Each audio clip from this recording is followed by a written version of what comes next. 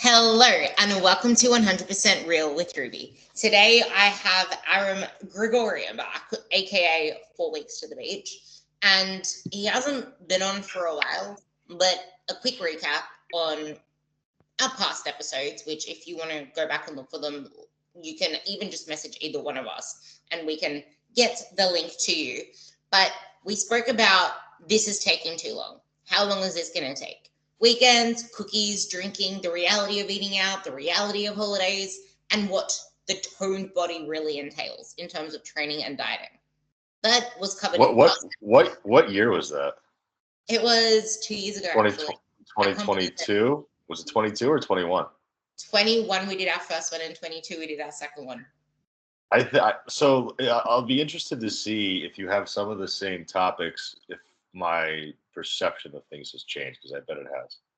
Yeah, I reckon a lot of both of our perceptions have changed because I've noticed you've shifted a lot of your approaches, which I actually am so grateful for because I'm not like, he's not sharing that stuff anymore. He's sharing this stuff and I like it.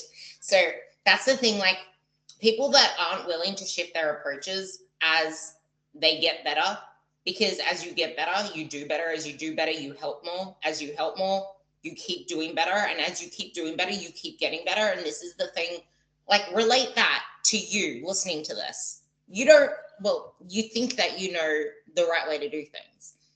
You get all this information, you Frankenstein things that are based on your bias. It's okay to not know better right now. It's okay to be a freshie. It's okay to feel like there's no real means of progress because you're not doing things the way that you used to do them before. Because what's the way we used to approach things? Like, buy this program, get the program, start following the program, and then before you know it, you're yo-yoing on, like I mentioned, weekends out, cookies, pizza. Like, we can write you a meal plan, but are you realistically going to stick to that meal plan when your friend asks you out for nachos on Thursday night? Or when you want to go out on the weekend, or when you don't have your usual schedule on your weekend, or now that it's summer, as a busy mum, most of you guys are going to be running around with kids' sports, kids' activities, doing things outside. And if you're in Australia listening to this, what do you want to do in winter? Comfort eat. You don't want to move. You don't want to be motivated. This is why the coaching process is so important. And I will never, as per my rant, my story the other day, like, you want this for life. Freaking invest in yourself. Otherwise, stop complaining about the results you're not getting, because doing the same shit isn't going to get you new outcomes. And this is the perfect segue to get Aram to start talking about what he sees to be the biggest bottlenecks that stop people like you from getting results. People like you from changing the way things have always been, which left you unhappy, miserable, and wondering why you're working hard, trying this, trying that, and not seeing results. I think generally speaking, what I've noticed now, and even just the last couple of years, as I've been doing more and more of this type of coaching, and I work with mostly now women over 35, I'm just seeing a misalignment of expectations to reality. Um, I think it's probably partially due to what they're seeing on Instagram from the influencers that they follow and how the algorithm is curated for them specifically. Because all it is you're essentially telling social media what you want to see more of. So if you're a 48-year-old mother of three and you're following somebody like a bodybuilder or a bikini girl or a model or something like that, and you like and interact with those types of posts, then you're going to see more and more of that stuff. So that's what you're going to start now being inundated with as the primary messaging. And I just don't think that's realistic. So, for example, if you're a mother of three and you're 48 years old, try to follow fitness accounts or nutrition accounts that are in that demographic. And there's plenty of women in midlife who have reshaped their bodies, who have done a really good job of staying consistent, have talked about how many years it's taken them to really get the weight off. And they're very, very reasonable about their approach. So follow those accounts. They may not be as sexy, but at least the information that you're going to get from those types of people is just more applicable to you as opposed to the woman who's 40 or who's 27 years old and living with her parents and running a side hustle, but then also has an affiliate code to 30 different brands and clothing lines. And that's how she makes her living. And she can work out for 3 hours a day and she can party every weekend and she can weigh everything to the gram and be perfect all the time. Well, like, that's just not who you are. And that's not what your lifestyle is. And I think to frustrate yourself by looking at that stuff is really where the frustration starts. And you're choosing to look at that stuff. So start cleaning up your social media and cleaning up who you believe, and start asking yourself some deeper rooted questions about the validity of the information that you're receiving. Because if it sounds too fast or too good to be true, I don't know how many times you have to hear it for you to believe it, but it's going to take years upon years upon years to get this shit squared away until it becomes really a part of your lifestyle and your identity. That brings into focus the topic of impatience. And it's not just impatience, it's what we think the process should look like. Like, people come to you, people come to me expecting results straight away. Also, not being real with what they are currently doing to get there. And I know that you make a lot of posts about this very same thing too, in that, what do your habits look like day to day? What does your food look like day to day? What does your training look like day to day? Is it inconsistent? Are you actually pushing yourself on a proper program and not doing like jumping jacks and burpees and all of this plyo bullshit that you're sold because it's burning a lot of calories? And I always get questions, is HIIT really effective? I should do more HIIT. Maybe I should do more cardio.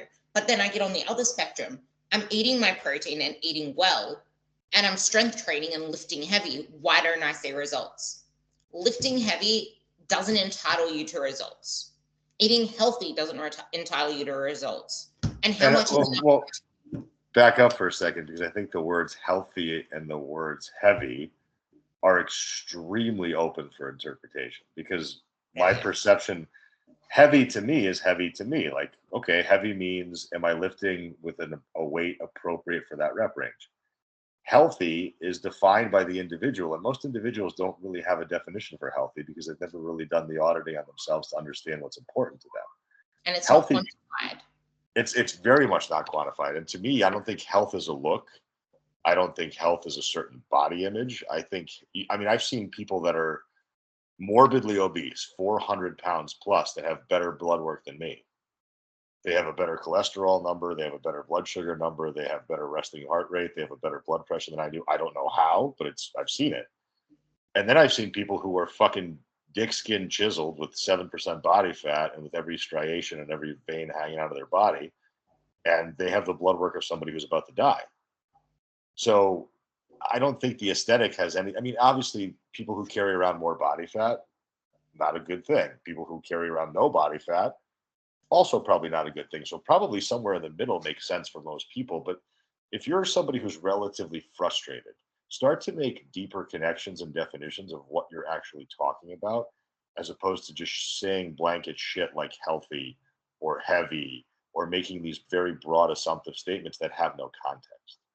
Yeah, and going back to each one of those spectrums, it's just like, what result do you want from the end? If it's eating healthy, most people still don't eat enough protein on a healthy diet because 2 eggs for breakfast is not freaking enough protein.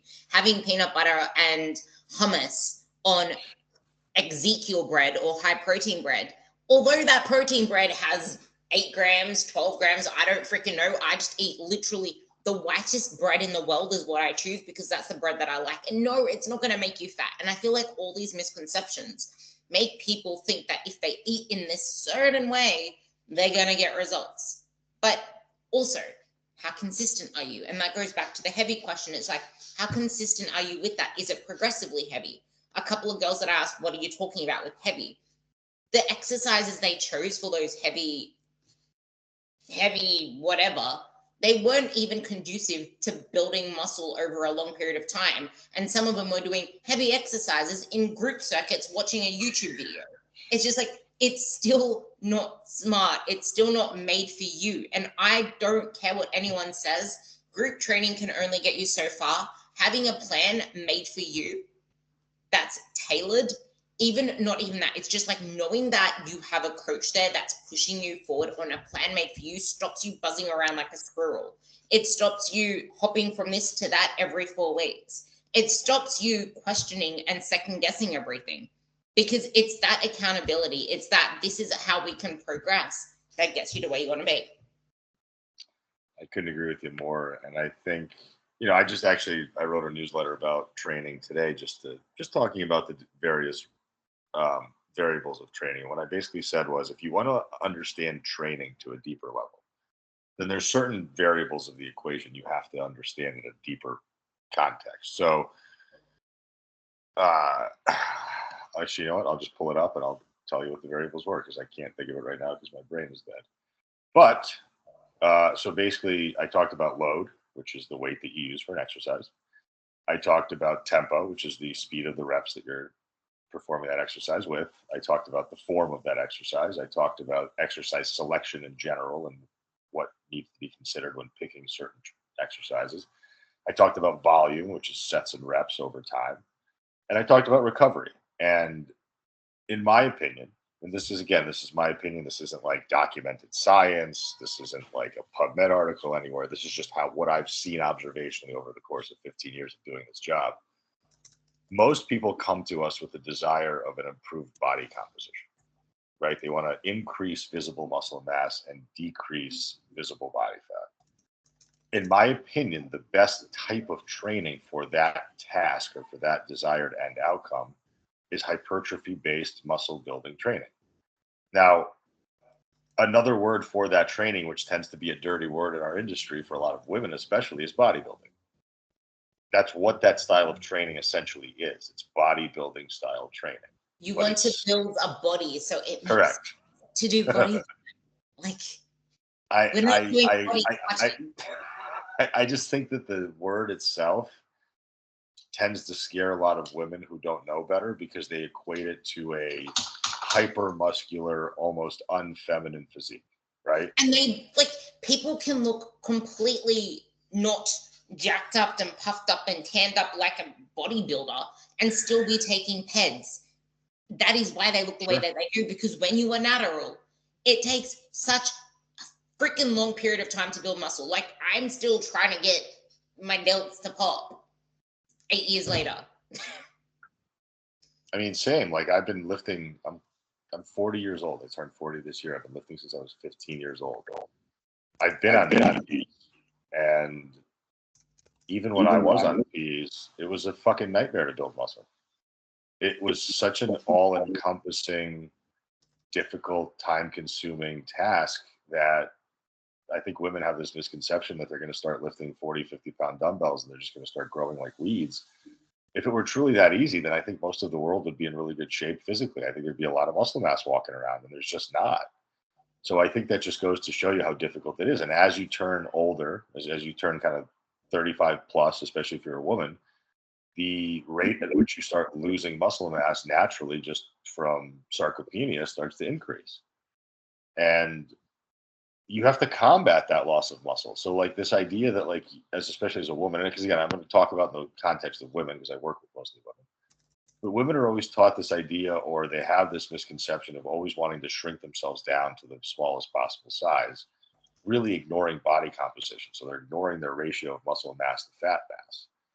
And I think that's doing them a disservice in a multitude of ways, both psychologically and physiologically, because if you keep shrinking yourself and that's what your mental focus is, then until you're smaller, until you reach that bottom, you're never quite fulfilled or satisfied or really happy with yourself. So you're never really truly ever satisfied. And that's a really horrible place to be, because that ends up being a moving target, because they're never really happy. Because I've seen people get smaller and they've gotten there and they realize they still weren't happy. And then physiologically, to keep getting smaller means that you're probably going to keep losing muscle mass with each subsequent dieting attempt, because most of the time when you diet, you don't just lose fat, you lose muscle as well. So if you're losing muscle naturally, then you're losing muscle through multiple dieting phases, and then you're just doing this over and over again, what ends up happening is you get that melted candle effect, and you start kind of looking like somebody who's very emaciated and is very weak, who has a very low level of bone density. And as you age, that becomes detrimental to your actual physical well-being and health. And this is where fall risk starts to become a problem as you age. Like, I know everybody gives a shit about their like bikini body now when they're 20, 30, 40 years old, and they don't think about what's going to happen when they're 60, 70, 80. But the reality is, you know, maybe at 20 years old and you're doing the bar scene and you're trying to impress guys. Yeah, that's cool for a little while. And then you turn 30 and then maybe you have a couple of kids and you have a husband who at some point you don't really need to impress anymore. So the only person that gives a fuck about your body weight is you. And then you turn 40 and 50 and you're fucking overwhelmed by life. You have multiple jobs. You have multiple kids that you're still raising. And now at this point, why are you still just obsessed with this idea of being smaller and fitting into a bikini that you put on when you were 22 when your life has significantly changed? So I challenge any woman that's listening to this to start to really recalibrate your goals, your expectations realistically based on what's going on in your life, and thinking about all of this from a quality of life perspective versus just an aesthetic perspective, because the aesthetic is really hard to accomplish and requires a fuck ton of focus and attention that you probably don't have the bandwidth for. Like, you are not going to look like Ruby doing what you're doing now. Ruby is a professional. She spends a great deal of time and effort into this. Her general natural habits allow her to have this lifestyle and body type because she puts in the effort when she's tired. She puts in the effort when she's not tired. She puts in the effort when she's overwhelmed, when she's stressed. She still meal preps. She still eats well. She has very strict rules and regulations about things. And it's not a loosey goosey throw shit at the wall thing and see if it sticks. Like, she has a very serious outlook on this stuff. So you can't just phase in and out of these desires and then hope for the best possible result when this isn't truly a part of your lifestyle yet. And that's the thing, it's making it a part of your lifestyle. But like, if you listen to please listen to my podcast with Ben, you cannot have balance and sustainability starting out, because your current balance and sustainability is what got you to where you are now. You need to push the edge of that for a temporary period of time, allow yourself to adapt to a new normal, a new balance, but realize that balance doesn't exist. Balance is a verb. You are always trying to find your balance within what you have. My balance back then, I was able to train 5 days a week. I was able to do all those things because, yes, I was like this 20-year-old gym chick, but I'm not this 20-year-old gym chick anymore. Like, I have responsibilities. I have a house to look after. I have dogs to walk. I don't have a 20-year-old's responsibility in my body anymore. Like, I didn't start here either, though. Those non-negotiables, I had no faith in myself. I sabotaged. I nibbled and picked and had terrible habits I had to break. But what did I do? I developed non-negotiables over time. I took one step at a time. Back then, there wasn't Instagram, there wasn't TikTok, there weren't all these freaking things that we have now to distract ourselves that all of you find yourselves intertwined with. And even if it's not just that, it's what are you distracted with? Life. Because life's got a whole lot busier as well. We're expected to do more, to be more, that it's a mark of pride to always be busy, to always be doing this, that, and the other. You don't even slow down. And something that Aram just said, you haven't allowed yourself to evolve with your goals. Your goals are allowed to evolve with you. And it took me a while to shake off my old goals, because I know I'm not going to get those same goals anymore, but I still care about my physique. I still want to build my physique. I still want to build more muscle, to look better, to get stronger. But it isn't the sole reason that I do what I do. I compare where I am now in terms of my energy, the fact that I feel freaking amazing and I have the confidence that I've never had before. I can run for 30 minutes without getting tired and still hold a conversation by the end of it. Things that I never thought possible before. I am in a place where I know that once I turn 70 years old, I'm not going to be crippled in bed, unable to get out on weak legs, looking like look around at half the people around you when you go outside. People on, sorry if this offends, but like skinny legs, big torsos, because they haven't built their legs. They've accumulated all of their body fat around their visceral area. They're probably hunched over because they haven't done enough weight training, which supports posture. Like, I don't want that for me. And you shouldn't want that for yourself either. And guess what? If you are 50 and you're resembling that, it's not too late to rectify that. It's never, ever, ever too late. You are your youngest you will ever be in this very moment right now. Yes, you're the oldest you've ever been, but you're also the youngest you ever will be.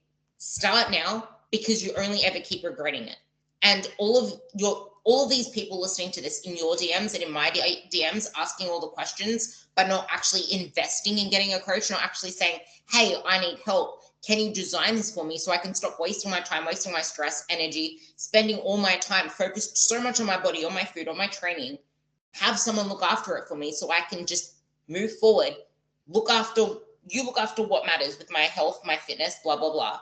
I'll just do the things and focus on what matters most, my family, my job, all the other things.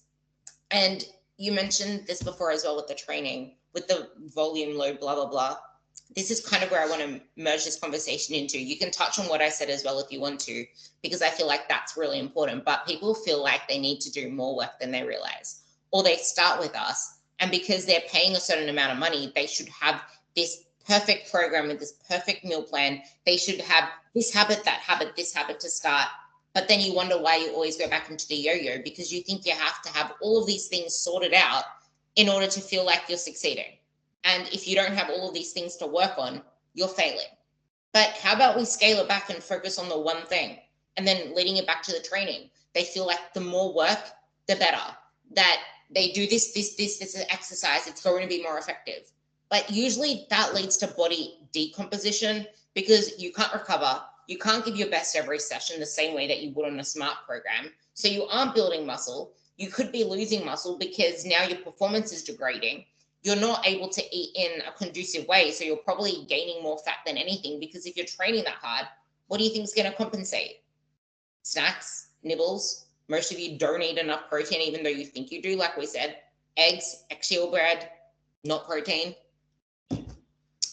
But one last thing, let's talk about what stopped you getting results before, because you can have all of this perfect shit, but you can make progress 6 weeks, but then whatever stopped you getting results before is going to rear its head again. This is where coaching comes in, and this is why it's so important, because if you approach any amazing program with the same mindset that never got you results before, what do you think is going to be the outcome? Yeah, and I like what you were talking about, just the evolution of and the maturity that people go through when they've been on this ride for long enough. I want it to be truly a ride versus a roller coaster, because for too many, I think it is a roller coaster, as opposed to like an actual enjoyable ride where you can kind of stop every once in a while and enjoy the scenery. Because if you're doing all this work, you want to be able to actually enjoy the fruits of your labor a little bit, right? You want to have that heightened level of energy. You want to have that confidence. You want to have some level of a positive mood. You want to have some enthusiasm. You want to be relatively satiated throughout the day. You want quality sleep. That's all of the stuff that drives quality of life. And once quality of life is the focus, the aesthetic kind of naturally starts to improve on its own, because those variables are now in place. That's your average behavior. But what Ruby was saying about, the different elements that of your control, you don't want to bite off more than you can chew. I totally agree. But what I'll add to that is I'll say that when it comes to body composition, again, this is my opinion, I think there's essentially 3 pillars. You have nutritional quality and quantity. So how much food you eat and what kind of food you eat. You have training frequency and intensity. So how often do you train and what are you doing in your training sessions? And then you have rest and recovery, which can encompass things like recovery from training. It can encompass soft tissue work and mobilization, and it can encompass mental health, because that's part of recovery as well. So if you're thinking about what variables of the equation to control, the big rocks are going to usually be the simplest and most basic ones that you don't want to believe in. And once you control those big rocks, you can start to make more decisions and have greater outcomes, because now you can follow a protocol. And if your life gets in the way of that protocol, you don't freak out and quit and jump ship. Maybe you start dialing back your effort a little bit because this season of your life is just too busy and you have other things that take priority. I mean, for all of us that have been in this long enough, back earlier this year when I was prepping for my event and the event was taking most of my bandwidth from me, I wasn't focused on body composition. And I had just gotten through my Achilles surgery in October. I was walking, but I wasn't walking in with any speed. So like my life was in a different position. I wasn't really focused on trying to be my leanest self. I wanted to be my healthiest and my most highly functional self. But that didn't mean that I was, I wasn't training 5 days a week, and I was okay with that. I was eating out maybe 2 or 3 times more than I usually am, and I was okay with that.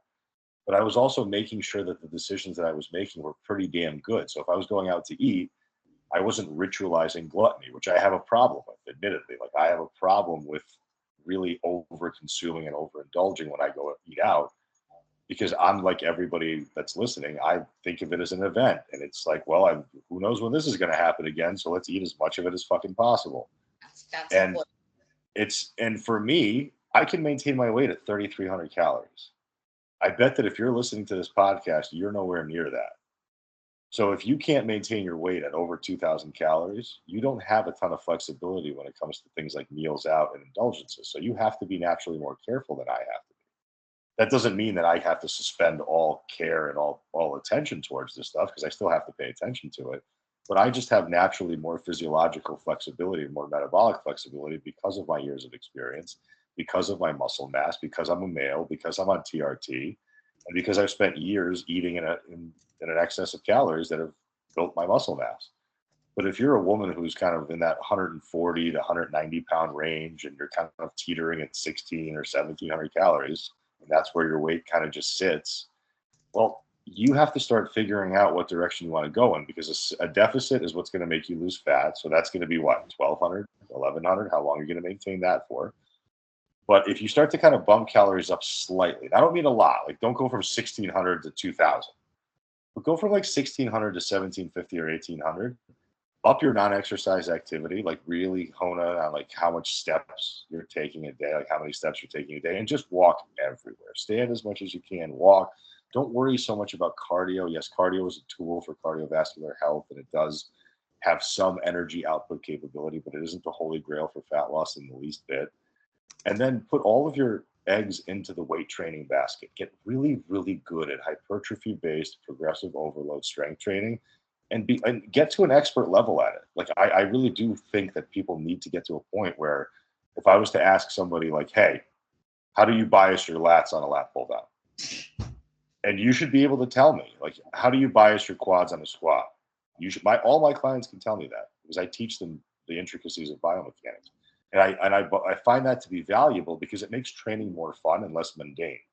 Because we're not doing these hip hop ab bullshit jump around classes. We're going into the gym, usually either a home gym or a public gym, and we're just executing really boring basics. And that does get to be a little mundane. But if you understand the intricacies and the variables at play, you now have a golden ticket, and you have a little bit of a dangling carrot in front of you, and it makes things a little bit more exciting. Don't just go into the gym to lift weights from A to B. Like, actually focus on the movements and how they feel, because that's going to be a lot more enjoyable than just trying to see how much weight you can lift every single week. Because there comes a point where you can't just keep PRing, and then you're going to let yourself down. You're going to beat up on yourself. You're going to get injured. You're going to set yourself back even more. Chasing PRs every single week does more harm than good. Now, if you're a beginner, yeah, you can. This is the reality of progress. As a beginner, you will make fast progress over the first few weeks, but then what? And you can't just say, oh, this program's not working, let's get another one. That's exactly why you're not seeing results, because you think as soon as you stop seeing these amazing PRs in the gym, or your numbers going up, that it's not working anymore, let's start a new program. No, that's when you're actually starting to build muscle tissue. The other part was just neurological changes. You're getting better at the skill of the exercise, which if you change your exercises every single friggin' program that you do, you're always going to be in that novice stage where you're not really seeing any changes, because you're having to learn a whole new exercise all over again. Even if you've done it before, your body needs to get back used to it, which will take less time, but it still needs to adapt to it again. And then you get stronger at it. And then the muscle morphology, AKA changes, start to happen. Start to focus on the feeling, and realize that the more that you have to fight for those reps, the more that you're realizing that your progress is actually going down some weeks and then up some other weeks. That's where the magic is, because you're fighting for it. You're fighting to even keep it, meaning muscle needs to change. It needs to get stronger. It needs to grow, because right now it is struggling to keep up with the demands that you're putting on it. So now it's going to grow. And you mentioned something important, and that was, when all of that was happening, we still had our non-negotiables. And they just weren't the same. Like, we had our minimal effective dose. And the thing is, you're going to suck at this, and you're going to keep failing. You're going to end up fatter over time if you don't give yourself the ability to be a beginner and learn how to tolerate this stuff. But what do most people do? I'll start with you and everything is perfect. I can't focus on this right now. Can we put coaching on hold? Can I just wait until this period settles and then I'll come back? It's like, okay, if you can't learn to slow the fuck down and realize that this actually is valuable, this is actually worth it, this is what makes sure you get to where you want to be long term, you're going to keep ending up in the same situation where you don't know how to deal with these circumstances, and life gets busier. more apps are going to come out. And even if you're not someone that's always on apps, life just seems to get more chaotic as we demand more of ourselves. I'm reading this amazing book, 4,000 Weeks, and the one before it, it was called Scarcity Brain. Highly recommend them both. Because, which, did you read any of them? Scarcity Brain, yeah. It's so good. Like, it's the whole industrialization, the bringing in of new technology products. It's supposed to make our life more efficient, but it actually has made us want to do more, get more. It's like, as much as we've been given to make ourselves have more time, like we have a microwave now instead of having to do things by hand. It's quicker than the freaking big oven. Like, we have things to save our time, yet we still find that we have even less time as years go on.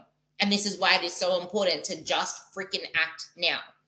And there was one more part that you mentioned that I want to touch on before you ramble on again, and that's the whole, you can eat 3,300 calories. I have designed my lifestyle in a way that this little midget of me, yes, I'm going to put myself into the bracket because I am 5'1" and a bit, 5'1.7" if you want to be technical, because I'd rather be a 5'2" because I don't know, it's just cool to be taller, but I'm a shorty. I've used to maintain my body on 1,600 calories while I was training my ass off, like proper maintain. I used to think I had to eat 1,300, 1,200 to maintain. But properly, I thought that I could only eat 1,600. I did. I'm getting really close to the mic if you can't hear. I did cardio. But I did cardio to build up my aerobic capacity so that I can burn my fuels more effectively, which gave me more energy, which allowed me to perform better, which made my hypertrophy training better, because so many people do not know how to burn fat at rest. So we're always friggin' just burning out carbs and our glycogen. And what does that lead to? Us having cravings at night all the time because we aren't metabolically flexible.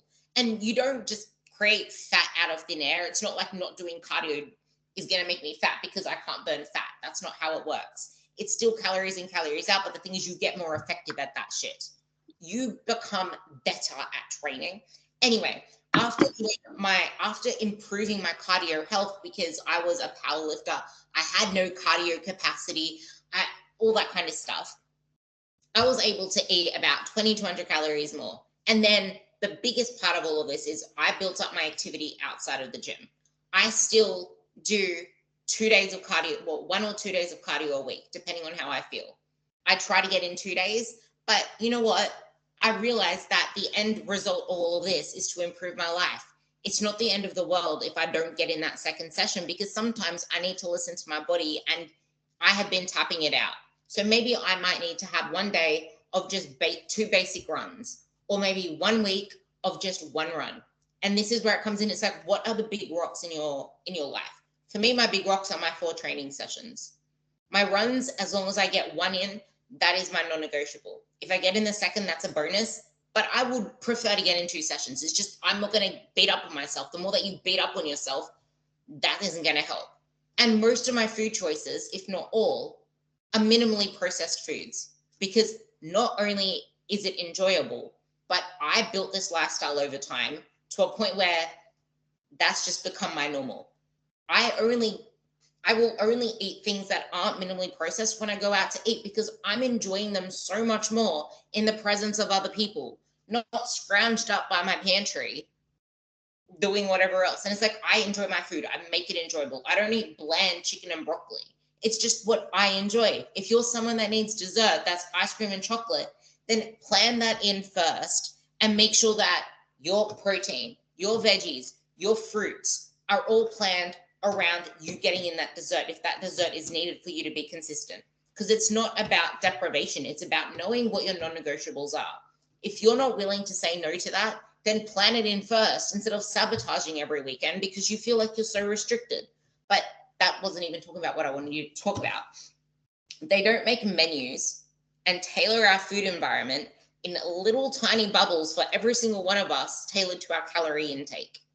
If you didn't have that mindset of trade-offs, that it's not all or nothing, you would have had a worse outcome. You would have been a friggin' Oompa Loompa hobbling around. probably orange as well because you had too much freaking nachos and Mexican cheese.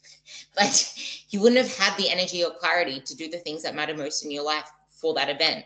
And I think that's where a lot of people find themselves. It's like you don't know how good you can feel until you start to improve your baseline habits. And I want you to talk more on that part because people don't seem to understand that these habits aren't something you just revolutionize overnight. No, I mean, I'll give you my story because I think it's a nice comparison for basis. So like, I started lifting weights when I was 15 years old from a place of desire for vanity because I was insecure. I wanted to get attention from women. I was deriving all of my self worth based on whether or not women found me attractive. And I started to lift with the football team because they were the ones who had a structured strength training program, and they were the ones who were the biggest and the fastest in the school. And I jumped on the football team to lift weights and learn how to do it.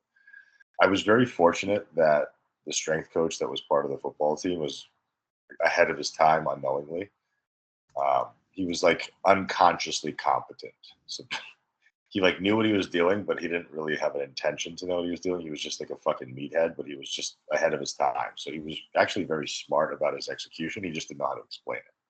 And he also kind of a knack of talking about recovery and talking about nutrition. So at a very young age, I implemented this stuff into my life and I never looked back. So when I was in finance in my 20s and I was sitting at a desk around a bunch of other people that were 40 years, 30, 40 years old, and I was 20, I was the one that they were asking, like, hey, why are you eating this and not ordering from our lunch menu? Or why are you having green tea instead of drinking all the coffee that we drink? Or why are you having all these berries? And why are you microwaving egg whites and all this other stuff? Because we had a pantry full of food that was free and it was beautiful stuff in the pantry. We had cartons of egg whites, we had fresh berries every single day.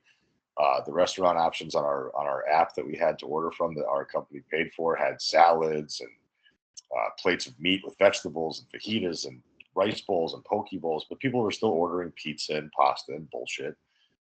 And I just realized I'm like, it's not that they don't know what they're doing. It's just that they've lived their whole life like this. So they don't know any better. It's not because they're unaware. It's just this is truly their habit. This is their style of eating. This is all they know. So I don't like to fault people for having this type of behavior, but I will fault people for having unrealistic expectations about changing their behavior because you haven't given yourself enough time to allow it to become ingrained into your lifestyle because there's going to be so much resistance and so many obstacles at first when you start adopting these changes because they're going to feel overwhelming because if you're used to eating convenient foods, well, it's very inconvenient to meal prep. If you're used to grabbing and going and having no structure, it's very much intentional to have a structure. So these things require thought and planning and processing, and that's effort. So it's very unnatural for people at first. And I'm fortunate. I've started at 15. I never looked back. So I have a 25-year head start as a 40-year-old man when most of my friends who I went to high school with and played football with who were in great shape have now let themselves go because they never adopted those habits as a lifestyle. They continued to eat whatever the fuck they wanted in their 20s, and they thought they can get away with it forever because their activity levels were high, and then their activity levels became zero to none. And they started to accumulate body fat. I mean, most of my friends that are my age, if I went home actually back in February and I saw a lot of my friends at a birthday party, and outside of maybe one person, people were probably 30 to 50 pounds overweight and they were very unhappy and unhealthy. And I was getting a ton of questions. I'm like, guys, this is not the time and the place. I'm drinking, I'm having fun, I'm partying. I don't want to answer your fitness and nutrition questions. If you want real guidance and real help, hire me and I'll help you. But like, I'm tired of repeating the same bullshit over and over again on deaf ears because at the end of the day, are you interested or are you actually committed to making a change? Because if you're committed to making a change, then anybody in the world will help you because you're open minded and you're coachable and you're ready. But if you're just kind of interested, let's put it this way, the idea of playing the guitar for me is so sexy and so romantic. I would wish every bone in my body was like, oh man, I would love to be able to play the guitar. I'm so interested in playing that musical instrument. But if I had taken any actionable steps towards learning how to play the guitar? Have I made any time in my schedule to buy the guitar, to find lessons online, to do any of that stuff? No, I haven't gone through any of those actionable steps. So in 5 years from now, if I keep romanticizing how amazing it would be to play the guitar, but I've taken no steps to do it, I don't get to complain that I don't know how to play the guitar. It's literally that simple. But food is going to be a part of your life forever until the last breath you take. Your body should be moving forever until the last breath you take. So, unfortunately, those are skill sets, or rather, fortunately, I think, that you should be interested and committed into acquiring. And you should put levels of effort into remedying the problems that you have with your relationship with food. And you should learn and invest time into learning how to properly move your body and keep it healthy. And there's nothing more in this world that I hate more than when people say, I don't want to have to think about it.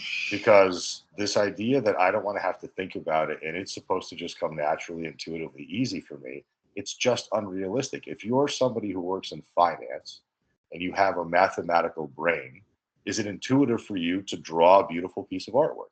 Probably not, because that's not how your brain works. So if you wanted to become an artist, it would take you a shit ton of time and effort to do it. And you wouldn't be like beating yourself up over the fact that it didn't happen in 2 weeks. You'd be like, okay, cool, this is a process. Learning how to eat properly and learning how to move your body and instill these habits into your lifestyle are just like any other skill set. And you have to be patient. You can kind of think of it, if you're right-handed, writing with your left hand, left-handed, writing with your right hand, like at first, you need to really, really think about it. You need to really focus on it. And yes, you think about it less over time because now you can fluently, well, maybe after a few years, you can fluently write with that hand. But you still need to think about what you need to write because your brain is still connected to the hand. The hand doesn't write on its own. And that's the same with the food. Like, I know you have the same stance as me, and I put up a controversial opinion on my Instagram a while ago about everyone should, actually, I'm going to read it because it's so important. And I know you said something on your post a while ago about tracking your food isn't just for weight loss. And that's exactly the biggest point. I feel like the reason why people find it so difficult to track, find everything so difficult around food in itself, is because they've only paid attention to their nutrition in a means to restrict, in a means to punish themselves, in a means to earn something, in a means to degrade themselves. But what I wrote is, yeah, you should probably track everything that you eat. People will spend decades following a bunch of random diets, losing and gaining the same weight, wasting precious moments of life, quality of life, obsessing over and spending thousands of dollars on gut protocols, cleanses, ineffective supplements, detoxes, and hormone balancing programs, hoping to lose weight or speed up the process, and then say tracking their food is too extreme. The thing is, tracking is not as disordered or obsessive as your current relationship and approach with food and how much you pick your body apart. Now, if you sit with that and realize that your way of doing things is not serving you, that maybe something in the loop is not working, then maybe you can start to make progress towards something that actually works. And you know what? Focusing on fat loss isn't going to help you if that's all you focused on for your whole life. Focusing on the scale, using the scale, if that is your sole metric, I always say 6 months, go without it, just to focus on how you feel. Because like you said, with the habits and actions that you do, it, the process of learning the guitar, it's like you're never going to become a master at the guitar without focusing on the process. If all you do is focus on the scale without focusing on the habits and the lifestyle and the shit that actually matters for at least 6 months, then don't be upset when the scale is not doing what you want it to 6 months down the line. These 6 months focusing on your habits, getting a coach so you make sure that those habits are the right ones for you, so you stay consistent with that plan, tracking your food, showing up to the gym, fluctuating each of those based on what you can realistically do each week and each month without sabotaging with the all or nothing, then you can get to where you want to be. Because if all you've been doing in the past was not working, how is forcing a faulty system harder going to suddenly make it work? It's faulty. You need to rewire the quads. You can't just WD-40 a faulty system. Like, it can make a faulty system probably chug along for a little bit longer, but in the end, you're still going to need to update that system. Just like your phone can, one of my phones completely shut off on me because I did not update the system on time. Huh, that's kind of like you, but it's a good thing that I actually have a recent phone because the other one just won't turn on. But that's the thing, like it will stop working eventually because it's outdated and they want you to pay money for new freaking products all the freaking time. And that's the same with these companies. They want you to keep needing to buy the same 12-week program over and over again. And I know you know like Luke Lehman and you know Ali Gilbert, and Luke Lehman has been my mentor since 2018. But the first thing he taught me was these people go to these 12-week programs. And it's funny because I get all of these, this is him, I get all of these people all the time showing me their progress photos between the 12-week programs. And every single time, they're a little bit fatter. They have a little bit less muscle. Sometimes they're a lot bit fatter, a lot bit less muscles. That's how he said it. And that's the thing. And I've had people do over here, we have like a Maxine's challenge that's like this. I don't know whether you've heard of it, but it's like a Maxine's challenge. I've had two people come to me from Maxine's. One of them was actually a brand ambassador for it. So she was being a little sneaky on the side, not doing the shit because she knew that it wasn't going to get results, but she was getting free product and money for it. But I still coached her. It's just that she wasn't allowed to like say anything about it because she's a Maxine ambassador. Anyway, she looked worse over time because of that very fact. And I had a client sign up with me a few months ago who had many weight loss transformations and they were amazing. But they were like, she wasn't weight loss transformationing in a linear line from here to here. It was every single time she gained the weight back. Every single time she was more unhappy. She was obsessed with the number on the scale. And now what is she obsessed with? Training like a freaking badass. And what is the result? She had to buy new clothes. That's the best possible outcome. I mean, that's what it's all about. And I think it stands to the patience that you have as a coach. That's why I respect you so much in this industry, and you've been at it for so long, doing it the right way. And it's hard because it's frustrating for us too, because we do want the best for our clients and we do have their best interest in mind. But I think what clients or what even people on Instagram viewing our content don't understand about what we do for a living is that we are in the business of eating your negative energy all day long. And it's not easy to absorb that much level of negativity every single day and still have a positive outlook on humans, on human behavior, and just be able to see the good in the world, because it's hard. Because what am I being bombarded with every day? I'm being bombarded with people's problems, with people's dissatisfaction of themselves, with their body image issues, with their relationship with food issues, with their disorders of eating and their disorders of expectations. And it's really hard not to be pessimistic towards all of this. But what I will say about all of this in general is that I don't want ever want to invalidate people's desires for improving their aesthetic. And I know that we always try to thwart the focus away from the aesthetic. And that's not because we're trying to, you, Ruby and I are trying to invalidate that you want to be leaner or that you want to look better, because I think that's a very noble desire. And there's nothing wrong with that. Like I'm very vain. I understand. I want to look a certain way too. But I've spent 25 years working towards mastering the basics, and then I've kind of earned that aesthetic slowly over time.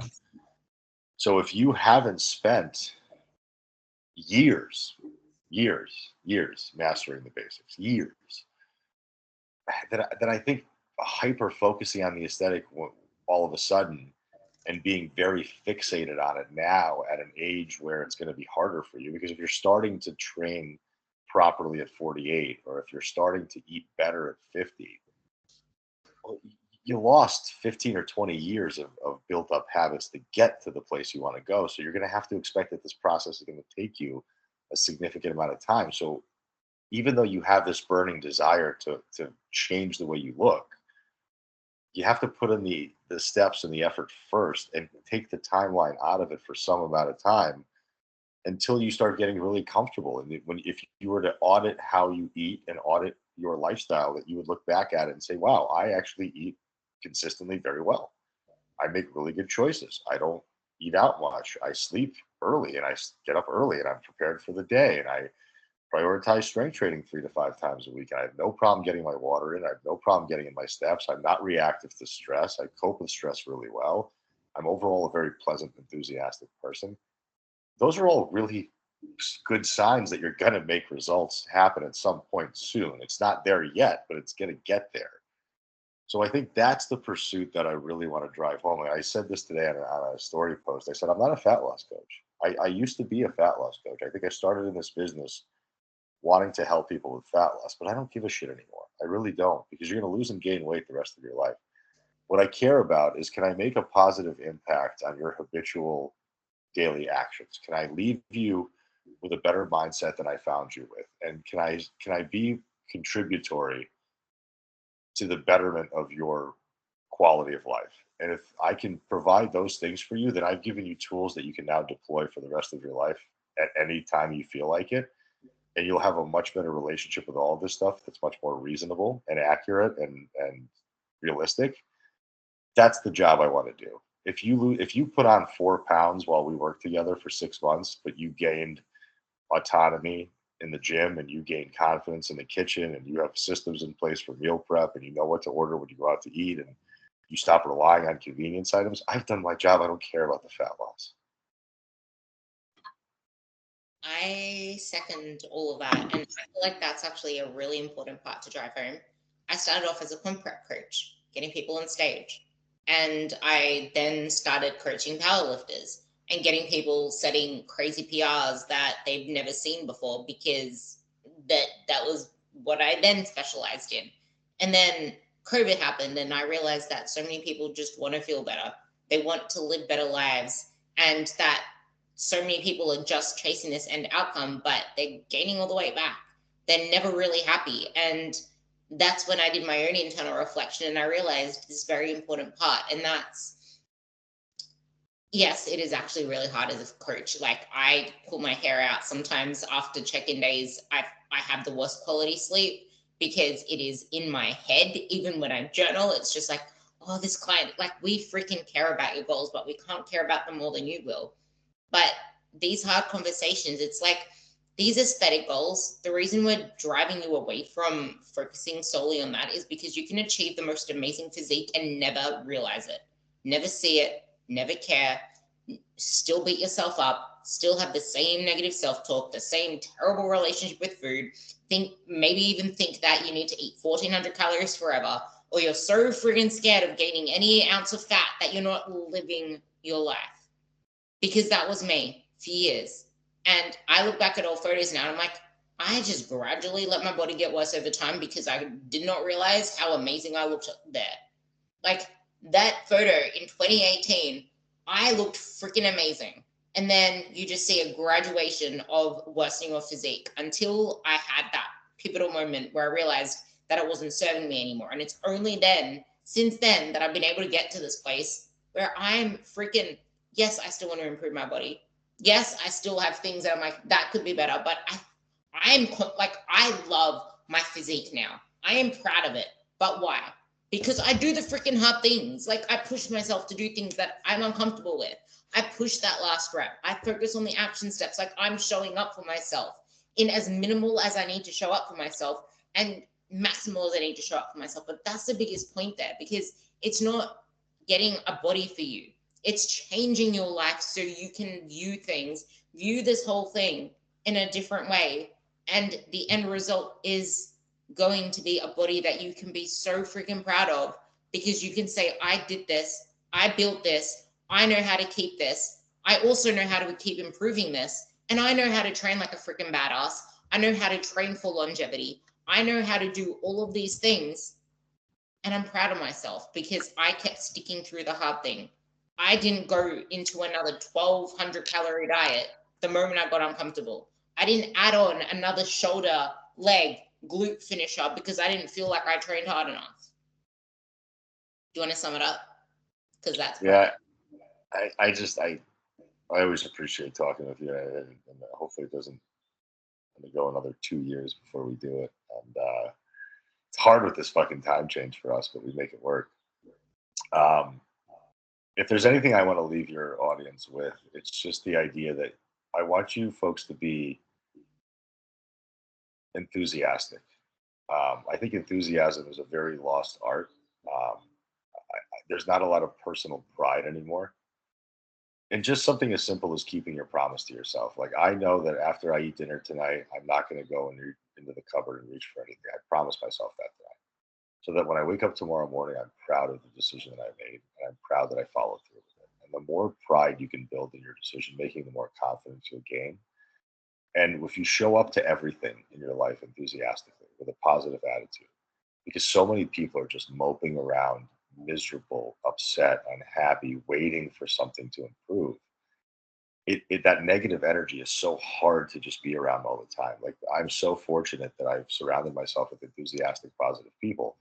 Think about it this way: when you go in for a cup of coffee in the morning, and there's two baristas, and one of them is smiling, talkative, energetic, she's listening, she's making eye contact with you, and the other one's got her hat over her face, and she looks miserable to be there. She doesn't engage. She doesn't care about what you have to say. She doesn't look you in the eye. What type of day you think you're going to have for the rest of the day if you interact with one person versus the second person? And what type of perception are you putting out into the world? And that matters. So anything you do in this life, do it with enthusiasm, give it the best honest possible effort you really truly have, and just understand that you have a battery just like a cell phone, and it's not finite. It's going to run out. So charge it constantly. That part, charge. You need to recharge. And I think you actually dictated the name for this podcast as well, because I loved the part where you said that think of this as a ride. You want this to be an enjoyable ride, not a chaotic roller coaster, not a frantic mentality with all of this. So I just wanted to bring that back to the end of this podcast, because it was probably the most important thing that Aram said for you to listen to, because that encompasses everything that we just said. You want an enjoyable ride and experience of enthusiasm, of experience, not a chaotic roller coaster where you don't even have a chance to breathe. So with that,